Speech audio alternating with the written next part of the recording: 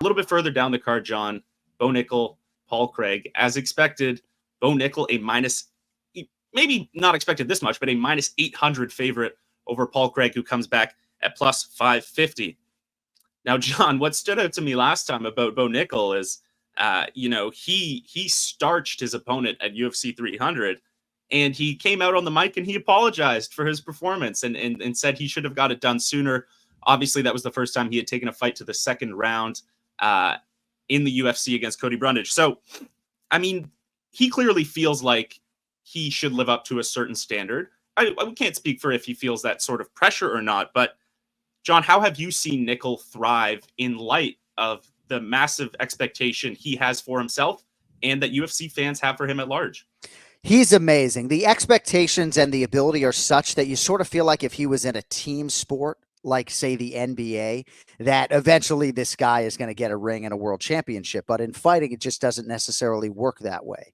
I don't even know where to begin when it comes to promotionally just waxing about Bo Nickal, bro. The electricity, the excitement that he brings to the table is unbelievable. I don't have to go through the wrestling pedigree, the application of that to MMA, his ability in short order to look pretty clean on the feet, the American top team training camp, the Steve Mocco wrestling maintenance on top of the decorated Penn State career, and then just the charisma, being himself, but yet still resonating with fans for both fighting style and personality. He deserves to be a minus 1,000 betting favorite against a guy who 18 times has competed in the UFC, and Paul Bearju Craig. And I say that with all due respect to Paul Craig, who has realized a lot of success in 2 UFC divisions.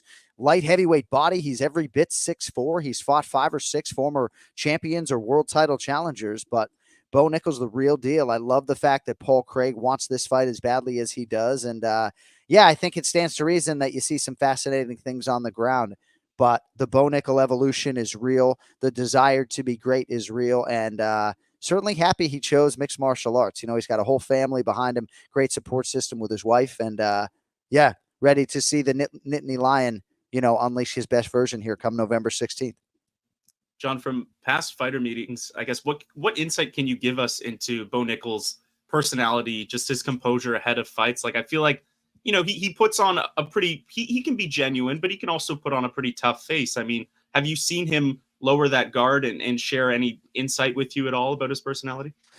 Yeah, a little bit. I mean, part of the reason why I make that NBA comparison that might be lost on some people is just because the fight game is super challenging, and to never be flat on fight night when you go have to fight another man is just ambitious, right? I would always marvel at Floyd Mayweather. He was just never flat on fight night, and getting to 50-0 or whatever he was, even when he would get off to slow starts against Sugar Shane Mosley, he would always find a way to rally and then dominate. So I do think it'll be interesting if Bo Nickal experiences some sort of moment of adversity in fight, because that will sort of unveil just the depth of the personality, the quality of the human being, right?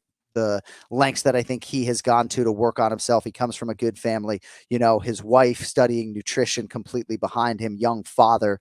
In terms of the personality, his YouTube video, Steak Sundays with Bo, that he was doing for a while, I don't know if he's still doing that regularly. I thought that kind of unleashed his personality a little bit. But there are some guys who just have an aura and a magneticism when they kind of just open their mouth. And not to say that his story is simple, but a lot of it is just rooted in hard work, determination, confidence, maybe. Some people misinterpret that as cockiness at times, but no, I mean, he's the real deal. I mean, when I try to encapsulate these super electric guys and the way they resonate with the fan base when they hit the inspection zone, it's Khamzat Chimaev leads that conversation.